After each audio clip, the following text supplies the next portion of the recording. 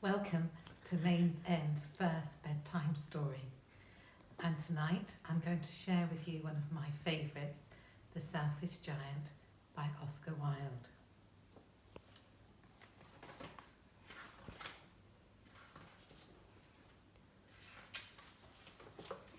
Are you all tucked up, ready to go to sleep? The garden was large and slightly wild. The deep, lush grass was scattered with little white, starry daisies, and bluebells and buttercups bloomed in all corners. Butterflies sunned themselves on the carpets of flowers, and the thyme hummed with the buzzing bees.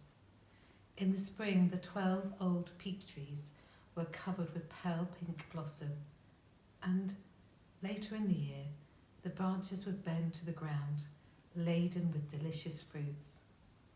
The air was filled with the sweetest sounds as the birds sang the day long, and then in the evening they would fall silent as the nightingale began her evening serenade. Every afternoon, the children used to creep into the garden on their way home from school. They would make daisy chains and play hide and seek in amongst the bushes. They lay on their backs in the grass and looked up to the spreading branches of the tree, and they sang along with the birds. They loved the garden, and the garden loved them. Now the garden belonged to a giant. Long before any of the children could remember, he had gone off to Cornwall to visit his friend the ogre, and had somehow managed to stay away for 7 years. Eventually, they decided that they said they all wanted to say to each other, and the giant took his leave, thanking the ogre for his hospitality. He strode back to his castle and discovered the children playing in his garden. "Who said you could come into my garden?" he roared in a very deep, gruff voice. "How dare you disturb me with your noise?" The children were absolutely terrified, as the giant was so very, very big and his voice so very, very fierce. They all fled down the path and away as fast as their legs could carry them. "This is my garden, and I want it all to myself. No one else should be allowed to come in, especially not noisy children," the giant muttered to himself. The very next day, he built a great, high brick wall all around the garden, so high no one could ever see in, and he put up a notice that read, "Trespassers will be prosecuted." The children came skipping down the road after school, only to discover the dreadful wall. They couldn't even glimpse of the beautiful garden, nor hear the birds singing. Now they had nowhere to play. Their mothers scolded them for getting under their feet while they were busy.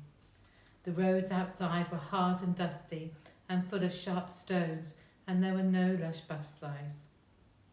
They could only walk round and round the high wall, talking sadly about how happy they had been in the beautiful garden. He was a very selfish giant. Time passed, and all the while the selfish giant grew colder and sadder and sadder.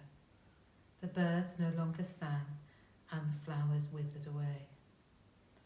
There was no blossom on the peach trees that spring. Frost and snow lived there all the time. Snow covered everything with her deep, cold blanket, and frost encased all the trees with her hard and bitter ice. Soon the north wind joined them, and he blew all day, sending icy draughts into the corners of the selfish giant's castle, and on his breath came hail, drumming on the rooftops.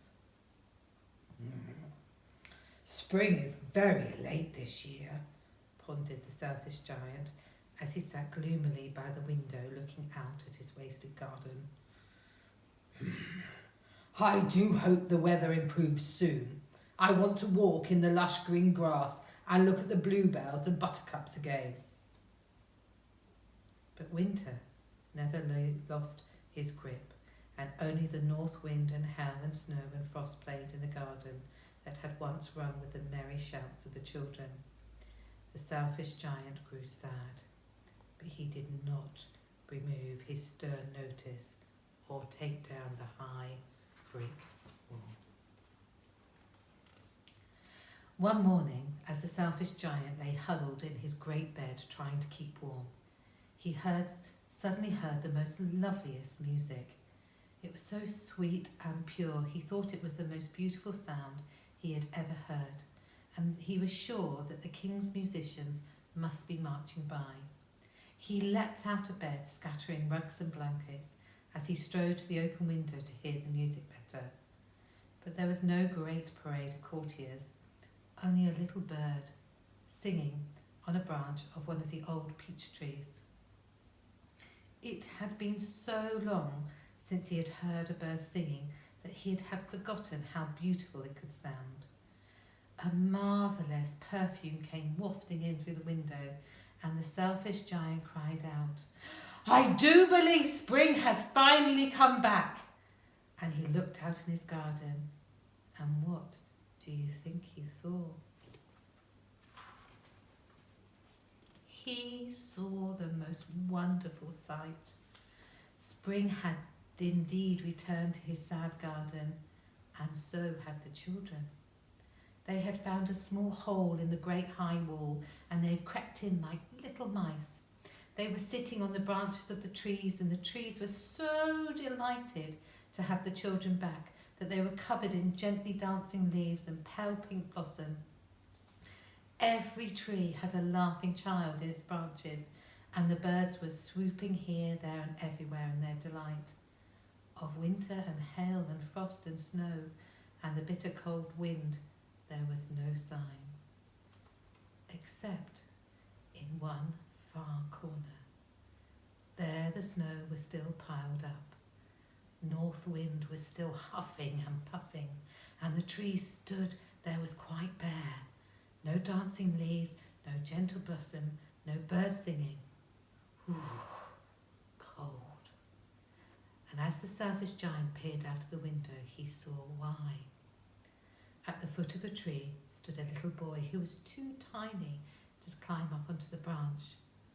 The tree had bent its branches as low as possible, but the boy was too small. As he looked out, the selfish giant realised how terribly selfish he had been, and how much he had missed the happy children and the joy that they had brought to his garden. He realised that it was his fault that spring had never returned to the garden, and he was truly sorry for what he had done. He ran down the winding stairs and straight into the garden to help the little boy up into the branches of the winter-bound tree. But as soon as the children saw him, they turned and fled because they were so very frightened of him, and they ran. The garden turned winter again. Only the little boy remained. His eyes were so full of tears that he did not see the giant as he walked towards him. The giant bent down very gently, picked up the little boy and placed him high up the branches of the tree. The tree burst into blossom, and the birds swooped down singing, and the little boy wrapped his tiny arms around the giant's neck and kissed him. When the other children saw that the giant wasn't cross and grumpy anymore, they all came back into the garden in a great rush, and with them came spring. The giant gathered all the children around him and said, "It is your garden now, children.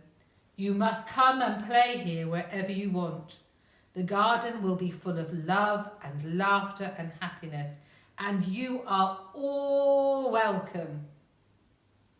The giant then knocked down the great high brick wall and threw away the sign that said, "Trespassers will be prosecuted."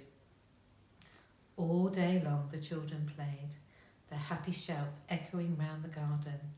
When their parents came looking for them anxiously in the evening, They found them all sitting with the giant in the most beautiful garden they had ever been, and the giant's face was all smiles.